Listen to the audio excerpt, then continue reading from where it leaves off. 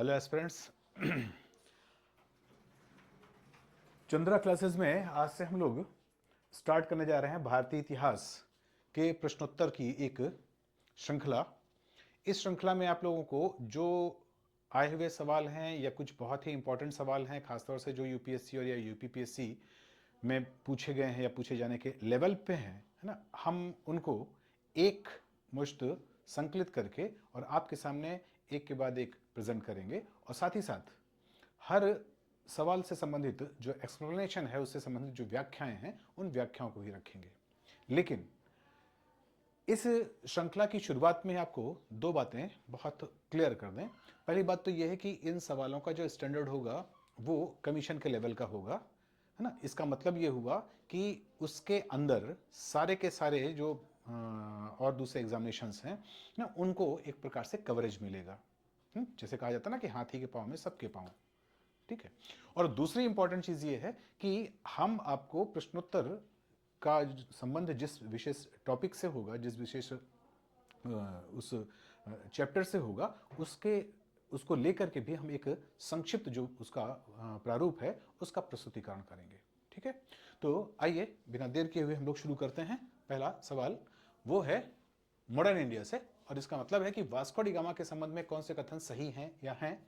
Vasco D gamma 1498 में भारत की यात्रा के समय कालीकट का शासक जमोरिन या समुद्री था। प्रथम यात्रा में वास्को डी गामा लगभग 1 साल तक भारत में रहा। वास्को डी गामा ने पुनः 1501 में यात्रा की, ठीक है।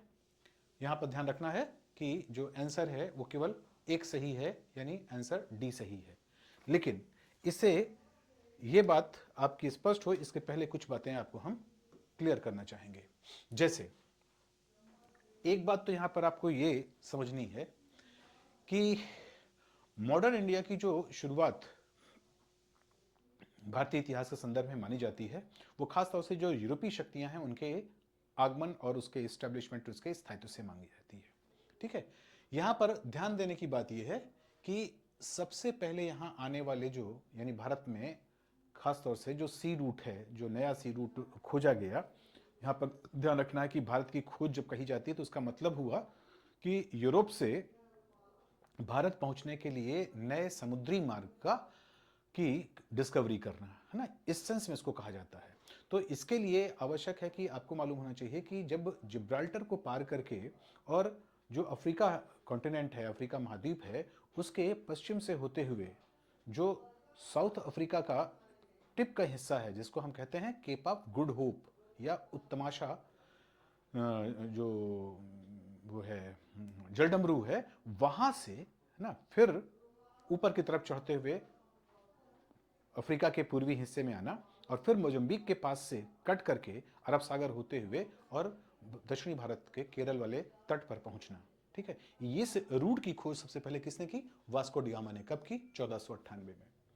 अब यहां पर थोड़ा सा ध्यान सोचिए कि 1498 में भारत की जो मध्यकालीन भारत के इतिहास की स्थिति है वो क्या है।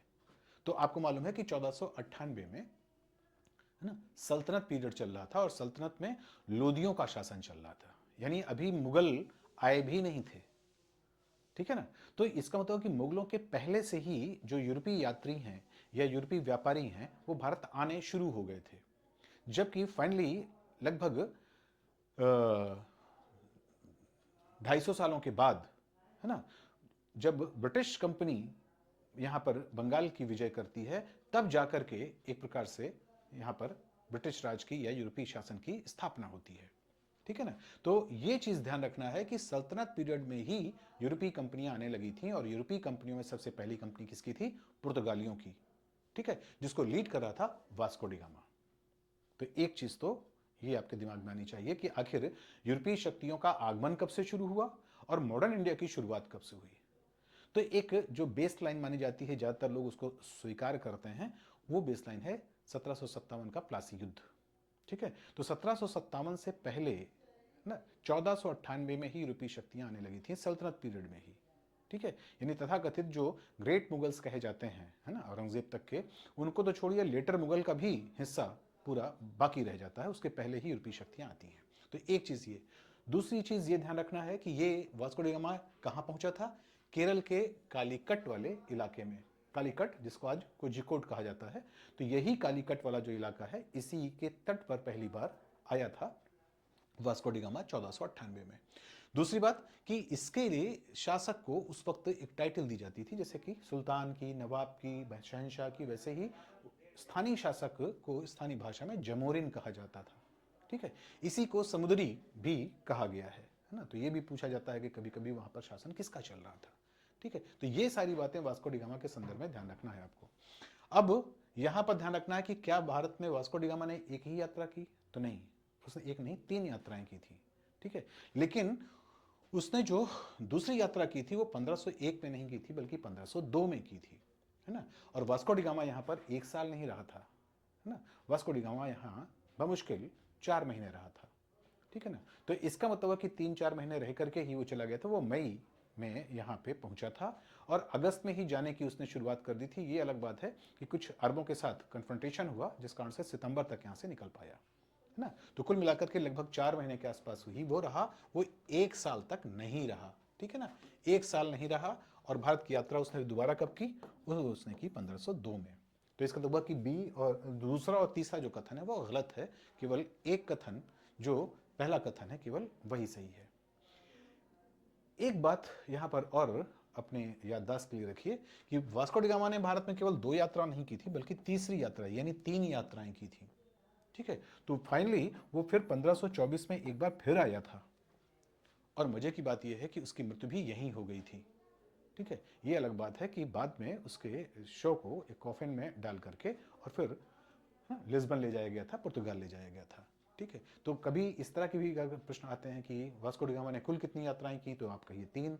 वास्को डी गामा की डेथ कहाँ हुई? तो यहीं पर साउथ इंडिया यानी भारत में हुई थी। इस तरह के सवालों को भी आप यहाँ से जान सकते हैं। चले आगे।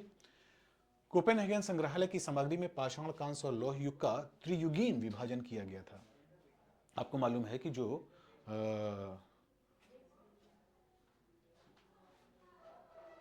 समिट होती है जिसमें कि समय समय पर इस चीज़ को बांटा जाता है, बंटवारा किया जाता है कि आखिर जो ये लिथिक एज यानी पाषाण काल, है ना, या फिर ब्रॉन्ज एज या फिर आयरन एज, इस प्रकार का विभाजन कहाँ हुआ? तो ये कोपेनहेगन संग्रहालय में हुआ था और इसकी शुरुआत की थी थॉमसन ने। ठीक है ना, तो यहाँ पर ध्यान रखना है कि जो थॉमसन है इन्होंने, तो आंसर ए होगा। ठीक है, निम्नलिखित को सुमेलित करिए। Vasco D gamma, Christopher Columbus, captain cook और तस्मान। आपको इसमें आपस में मैच करना है कि कौन कहां से संबंधित है। ठीक है, तो वास्को डी गामा का संबंध कहां से? वास्को डी गामा का संबंध हुआ पुर्तगाल से, है ना। तो A2, और मजे की बात यह है कि A2 के पॉइंट ऑफ व्यू से देखा जाए तो केवल एक ही आंसर है और वो है बी। ठीक है, फिर भी बाकी आप जान लीजिए। यहां पर ध्यान रखना है क्रिस्टोफर जो कोलंबस है ना, क्रिस्टोफर कोलंबस, है ना, वो कहाँ का है? वो स्पेन का है।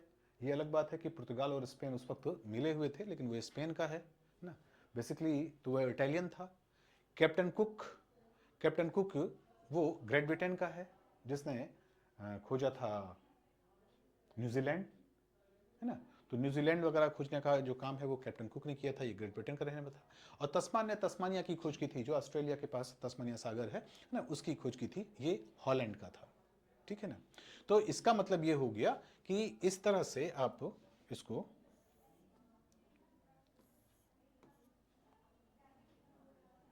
आपस में मिला सकते हैं। ठीक है, तो इस सेंस में इसका आंसर हो गया बी।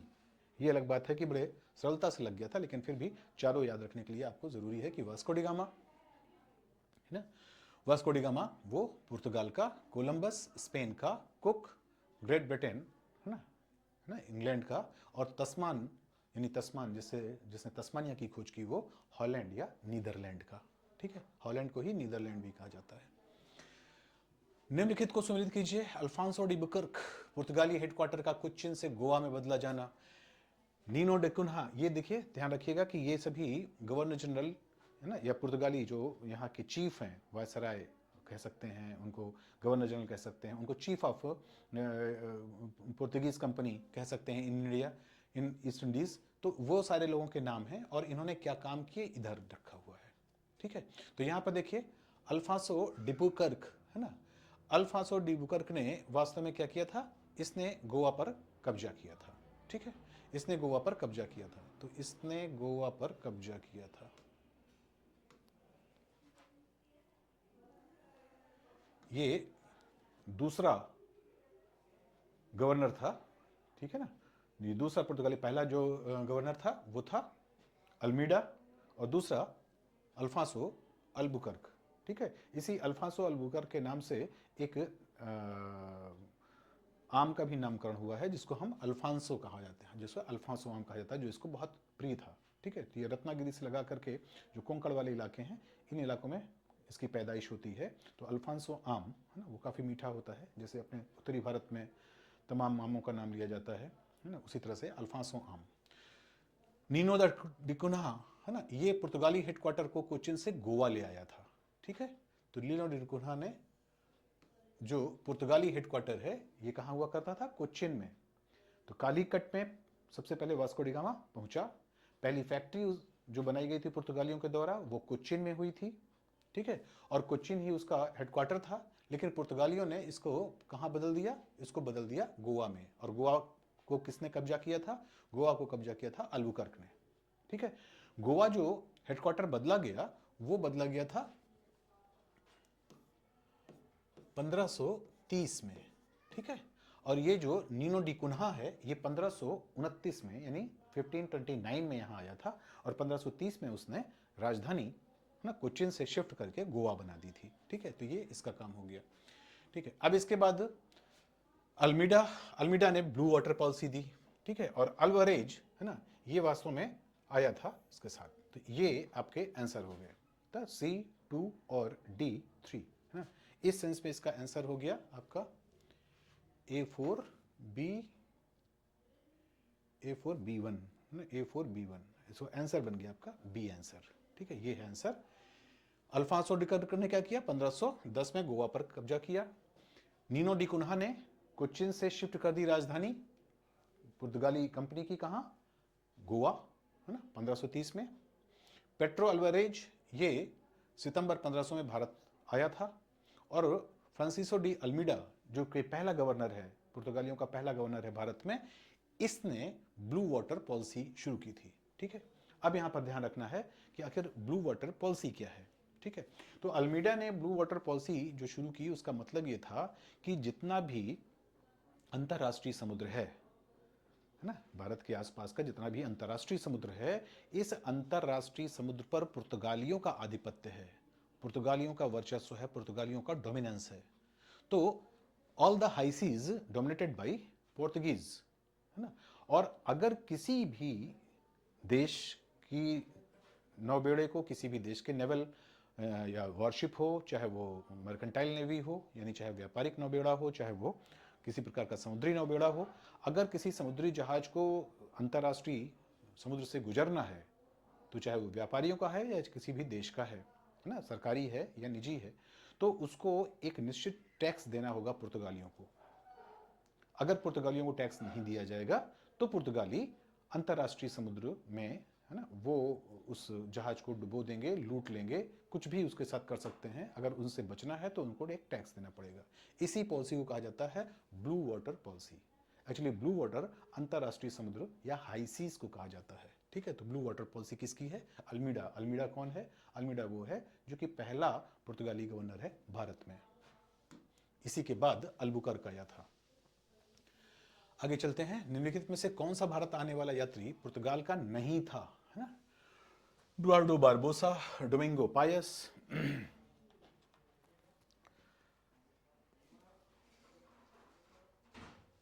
फर्नांडो नूनीज और पीटर मुंडी। ठीक है, तो ये तीनों तो पुर्तगाल के हैं, केवल पीटर मुंडी जो है वो पुर्तगाल का नहीं था।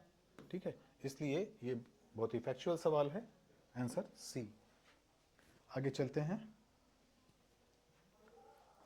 भारत में यूरोपीय शक्तियों के प्रवेश के संदर्भ में निम्नलिखित का कौन सा कथन सही नहीं है। पुर्तगालियों ने 1499 में गोवा पर कब्जा किया, गलत है।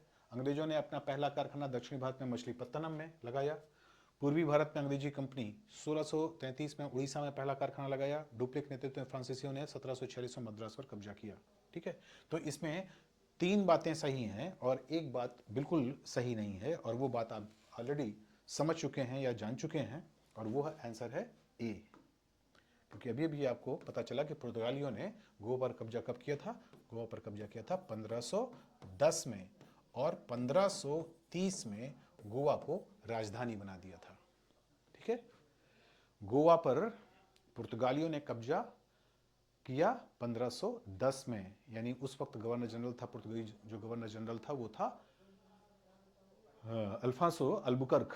तो अल्बुकर्क ने गोवा पर कब्जा किया 1510 में, और नीनो डी कुन्हा है ना, उसने गोवा को राजधानी बनाया कोचीन की जगह पर, यानी कोचीन से शिफ्ट करके राजधानी बनाया 1530 में। तो राजधानी गोवा बना 1530 में पुर्तगालियों की, लेकिन गोवा पर कब्जा 1510 में हो गया था। ठीक है, ये चीज ध्यान रखना है। जबकि यहाँ पे 1499 में किया था। 1499 में गोवा पर कोई कब्जा नहीं था। 1499 में पुर्तगीज केवल कंसंट्रेट थे कालीकट तक। ठीक है, तो आंसर ये गलत है। बाकी तीनों चीजें सही हैं। अंग्रेजों ने अपना पहला कारखाना दक्षिणी भारत में मछलीपत्तनम में बनाया था। ठीक है ना, पूर्वी भारत में बनाया सूरत में, लेकिन दक्षिणी भारत में मछलीपत्तनम बनाया था। पूर्वी भारत में अंग्रेज कंपनी 1633 में उड़ीसा में अपना पहला कारखाना बनाया था उन्होंने, है ना, उड़ीसा में बालासोर में। डुप्ले के नेतृत्व में फ्रांसीसी 1746 में मद्रास पर कब्जा किया था। तो ये बाकी बातें सही हैं, केवल ए गलत है। ठीक है, अब आगे देखें। बंगाल की निम्नलिखित फैक्ट्रियों में से एक जो पुर्तगालीज द्वारा स्थापित की गई थी वो कौन सी ना थी? बांदेल, चिंसुरा, हुगली और श्रीरामपुर। तो ध्यान रखना है कि इसमें जो हुगली है ना, यहां पर पुर्तगालियों के द्वारा स्थापित किया गया था, है ना। बाकी जो यहाँ पर बांदेल है ना, या चिंसुरा है ना, ये सारी चीज़ें जो हैं वो फ्रांसीसियों की थी। इस सेंस में आंसर आपका बन जाएगा सी, यानी हुगली। ठीक है, हुगली में अंग्रेजों का भी था, लेकिन यहाँ पर पूछा गया है कि एक जो पुर्तगालियों के द्वारा स्थापित की गई वो कौन सी थी। ठीक है, क्योंकि बंगाल में पुर्तगाली नहीं ज़्यादा पहुंचे थे, डच पहुंचे थे और फ्रांसीसी पहुंचे थे, और साथ में अंग्रेज पहुंचे थे। पांडिचेरी, जो बाद वर्तमान में पुडुचेरी के नाम से विख्यात है, के संदर्भ में लिखित कथनों पर विचार करें। पांडिचेरी पर कब्जा करने वाली पहली यूरोपीय शक्तियां पुर्तगाली थे। पांडिचेरी पर कब्जा करने वाली दूसरी यूरोपीय शक्ति फ्रांसीसी थे। अंग्रेजों ने कभी भी पांडिचेरी पर कब्जा नहीं किया था। ठीक है, तो यहां पर ध्यान रखना है कि पांडिचेरी पर कब्जा करने वाले पहली शक्ति पुर्तगाली थे, ये बात सही है, लेकिन पांडिचेरी पर कब्जा करने वाली दूसरी यूरोपीय शक्ति फ्रांसीसी थी, ये गलत है। फ्रांसीसियों ने सबसे आखिर में कब्जा किया है, और अंग्रेजों ने कभी पांडिचेरी पर कब्जा नहीं किया, ये भी गलत है, क्योंकि अंग्रेजों ने पांडिचेरी पर कब्जा किया था। तो आंसर केवल बनेगा ए। ठीक है, ए आंसर बनेगा, यानी पांडिचेरी पर सबसे पहले कब्जा करने वाली यूरोपीय शक्ति थी पुर्तगाल। उसके बाद फिर अंग्रेजों ने इस पर अधिकार किया, और अंग्रेजों को हटा करके फिर यहाँ पर अधिकार किया फ्रांसीसियों ने। फ्रांसीसियों के हाथ में ये फाइनली रह गया था। निम्नलिखित में से किस स्थान पर भारत में प्रथम नगर निगम स्थापित किया गया था? ठीक है, ये सवाल भी काफ़ी अच्छा सवाल है। यद्यपि ये सवाल थोड़ा थोड़ा पॉलिटी से मिलता हुआ है, लेकिन फिर भी आपके लिए ये इंपॉर्टेंट सवाल है। और ये उसका जवाब हो जाएगा मद्रास, है ना। ठीक है, ये हुआ था 1688 में। 1688 ईस्वी में सबसे पहले जो म्यूनिसिपल कॉरपोरेशन है, इसकी स्थापना की गई थी मद्रास में, मद्रास नगर निगम के रूप में। ठीक है, आगे देखते हैं कि भारत में के साथ व्यापार के लिए सर्वप्रथम संयुक्त पूंजी कंपनी, यानी ज्वाइंट स्टॉक कंपनी, है ना,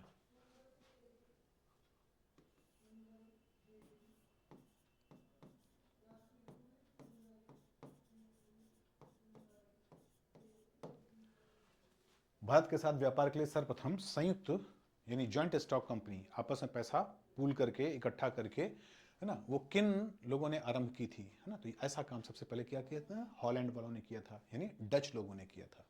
डच कहाँ के थे? हॉलैंड। हॉलैंड का मतलब आज का नीदरलैंड। तो नीदरलैंड, हॉलैंड, यहाँ के नागरिकों को डच कहा गया। इन्होंने सबसे पहले इसकी शुरुआत की थी, किसकी? ज्वाइंट स्टॉक कंपनियों की। ठीक है, और ईस्ट इंडिया कंपनी, यानी जो ब्रिटिश ईस्ट इंडिया कंपनी देखा जाए तो वो भी एक ज्वाइंट स्टॉक कंपनी थी।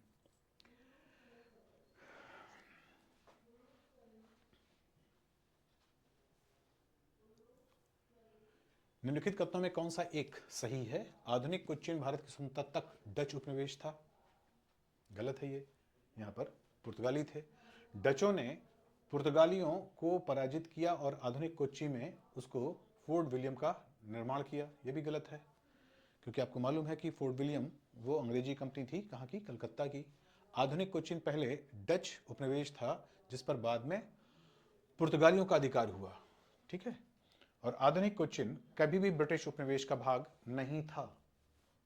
ठीक है, तो ये यहां पर सवाल किया गया है। तो यहां पर ध्यान रखना है कि डचों ने पुर्तगालियों को पराजित किया और आधुनिक कोच्चिन में उन्होंने फोर्ट विलियम्स का निर्माण किया। ठीक है, और आधुनिक कोच्चिन पहले डच उपनिवेश था, नहीं, पहले पुर्तगाली उपनिवेश था। और आधुनिक कोच्चिन कभी ब्रिटिश उपनिवेश तो रहा ही है। आधुनिक कोच्चिन भारतीय सत्ता पहले डच उपनिवेश था, गलत है, ब्रिटिश उपनिवेश था। तो इस सेंस में आंसर बनता है केवल बी। ठीक है, तो बी आंसर याद रखिएगा कि डचों ने पुर्तगालियों को पराजित किया और आधुनिक कोच्चिन में उन्होंने फोर्ट विलियम का निर्माण किया। तो फोर्ट विलियम जो अंग्रेजों ने किया था वो कलकत्ता में किया था। ठीक है, लेकिन कोच्चिन में जो किया था वो वास्तव में डचों की थी। ठीक है, तो ये एक क्या है? ये एक डच बस्ती थी। डच मतलब हॉलैंड की बस्ती थी। भारतीय इतिहास के संदर्भ में निम्नलिखित कथनों पर विचार करिए कि डच लोगों ने पूर्वी तटीय क्षेत्रों में गजपति शासकों द्वारा प्रदान की गई जमीनों पर अपनी फैक्ट्रियां स्थापित की। अल्फांसो द अल्बुकर्क ने बीजापुर सुल्तनत से गोवा को छीन लिया। सही है। अंग्रेजी ईस्ट इंडिया कंपनी ने मद्रास में विजयनगर साम्राज्य के एक प्रतिनिधि से पट्टे पर ली गई जमीन पर एक प्लॉट पर फैक्ट्री की स्थापना की थी। ये भी सही है। ठीक है, तो इस लोगों की केवल दूसरा और तीसरा जो कथन है ये सही है ना। पहला कथन कि डच लोगों ने पूर्वी तटीय क्षेत्रों में गजपति शासकों द्वारा प्रदान की गई जमीनों पर अपनी फैक्ट्रियां बनाई, ये गलत है ना। दूसरा और तीसरा सही है और दूसरा तीसरा केवल आंसर हो रहा है बी। ठीक है ना, तो आंसर बी इसका सही उत्तर है। भारत में ईस्ट इंडिया कंपनी की सफलता का राज भारत में राष्ट्रीय भावना की कमी, कंपनी की सेना को पश्चिमी प्रशिक्षण मिला था, यानी वो वेस्टर्नाइज ढंग से ट्रेंड थे, तथा उनके पास आधुनिक हथियार थे। भारतीय सैनिकों में राष्ट्रीय भावना का अभाव था, जिसके फलस्वरूप कोई भी उन्हें अच्छा वेतन दे उनकी सेवा में वो चले जाते थे। उपयुक्त तीनों सही बात है, सभी बातें यहाँ पर हैं। ठीक है, तो आंसर इसका डी होगा। ये सारे फैक्टर्स काम कर रहे थे जिन कारणों से हम गुलाम हुए थे, क्योंकि हमारे अंदर राष्ट्रीय भावना नहीं थी, और राष्ट्रीय भावना न होने के कारण भारतीयों को ही भारतीयों के खिलाफ प्रयोग किया जाता था। और साथ ही साथ जो यूरोपीय कंपनियों के पास अपनी सेना थी, हथियारबंद लोग थे, वो काफ़ी प्रशिक्षित और है ना वेल इक्विप्ड थे, अच्छे हथियारों से लैस हुआ करते थे।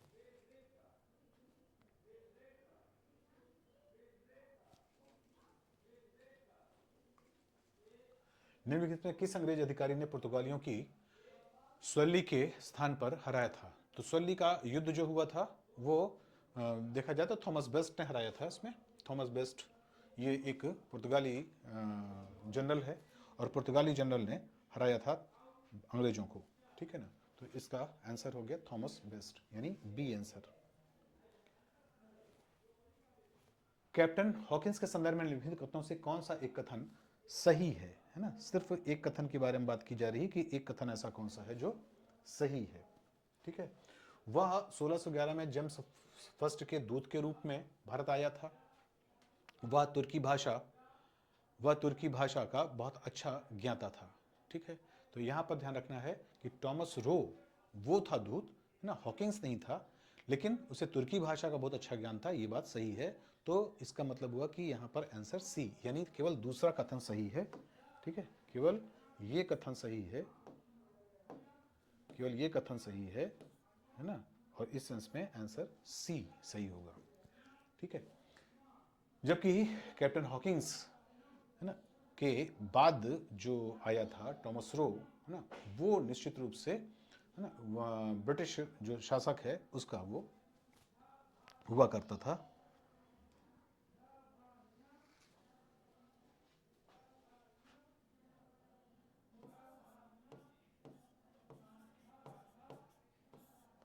टॉमस रो ना, ये था जेम्स फर्स्ट का दूत। ठीक है, लेकिन हॉकिंस को तुर्की आती थी, और तुर्की आने के कारण उसको यहाँ पर भेजा गया था। 17वीं शताब्दी के पहले चतुर्थांश, 17वीं शताब्दी का पहले चतुर्थांश का मतलब क्या हो गया, 1600 से 1625। निम्नलिखित में से कहां इंग्लिश ईस्ट इंडिया कंपनी का कारखाना या कारखाने स्थित थे? भरूच, चिकागोन, तृष्णापल्ली। ठीक है ना। तो यहां पे आपसे पूछा गया है कि ऐसा कहां था, तो केवल गुजरात वाले इलाके में। ये टाइम क्या रहेगा, यह ध्यान रखना है आपको कि 17वीं शताब्दी का पहला चतुर्थांश यानी first quarter of 17th century, वो कहां होगी, 1600 से लगा करके 1625 के बीच। ठीक है। तो पूछा गया कि आखिर इस दौरान ईस्ट इंडिया कंपनी, जो भारत में ब्रिटिश ईस्ट इंडिया कंपनी थी, उसके कारखाना कहां स्थित थे? तो गुजरात वाले इलाके में। और गुजरात के इलाके के पॉइंट ऑफ व्यू से क्या बन गया यहां पर आंसर, भरूच। ठीक है ना। तो भरूच जो है वही केवल आंसर बनेगा। यद्यपि नीचे की तरफ मछलीपत्तनम में भी था, लेकिन मछलीपत्तनम में था, तृष्णापल्ली में नहीं। तृष्णापल्ली केरल का हिस्सा है, मछलीपत्तनम वो आंध्रा का हिस्सा है जो कि तमिलनाडु से जुड़ता है। आगे देखें, ईस्ट इंडिया कंपनी के किस अंग्रेज गवर्नर को औरंगजेब द्वारा भारत से निष्कासित किया गया था? है ना। अंग्रेज गवर्नर को भारत से निष्कासित करने का काम किसका था? ठीक है ना। तो ओंगियार, सर जॉन चाइल्ड, सन गियर, सर निकोलस वेट। ठीक है। तो सही आंसर है सर जॉन चाइल्ड। ये इसे औरंगजेब ने भारत से निष्कासित किया था। Sir John child. निम्नलिखित में से प्रथम कर्नाटक युद्ध का कौन सा तात्कालिक कारण हुआ करता था? तो कर्नाटक युद्ध आप जानते हैं कि 3 कर्नाटक युद्ध हुए हैं, और 3 कर्नाटक युद्धों के बाद ही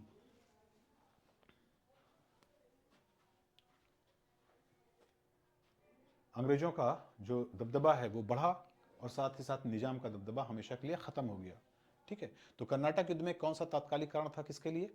अंग्रेजों द्वारा फ्रांसीसियों के बीच में प्रद्वंदता, ये तो थी ही।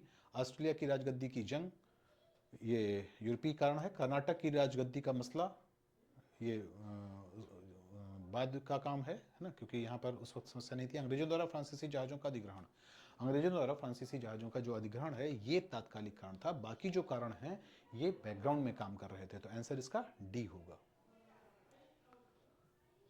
अंबूर का युद्ध ये 1749 का युद्ध है। अंबूर का युद्ध के संदर्भ में क्या सही है? यह लड़ाई 1752 में लड़ी गई। इस युद्ध में मुजफ्फरजंग, चांदा साहब और फ्रांसीसी सेना ने मिलकर अनवरुद्दीन का मुकाबला किया। इस युद्ध में अनवरुद्दीन की सेना को हार का सामना करना पड़ा था। ठीक है ना। तो यहां पर ध्यान रखना है आपको कि यह लड़ाई 1751 में हुई थी, यद्यपि 1751, लेकिन यहाँ पर बहुत नज़दीकी चीज़ है, वो है 1752। तो ये लड़ाई 1752 में लड़ी गई थी, ये बात सही है। लेकिन इस युद्ध में मुजफ्फरजंग, चांदा साहब और फ्रांसीसी सेना ने मिल करके अनवरुद्दीन का मुकाबला किया था, ये बात उचित नहीं है।